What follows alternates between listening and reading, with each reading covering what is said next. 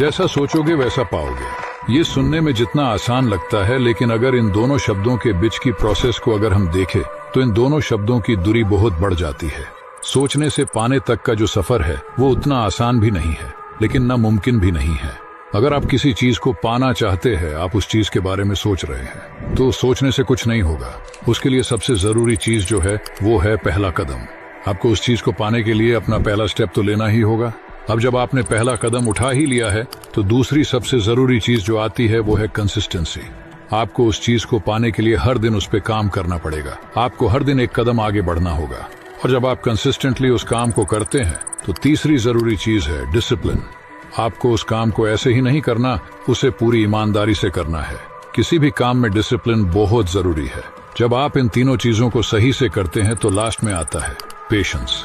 अगर आप ऊपर की तीनों चीजें सही से करते हैं, लेकिन अगर आप में पेशेंस नहीं है तो ये तीनों चीजें भी बेकार हैं। आपको बस उस काम को करते जाना है और उस सही समय का इंतजार करना है। वो चीज आपको जरूर मिलेगी। जब आप इन चारों चीजों को सही से करोगे तो आप जैसा सोचोगे वैसा पाओगे।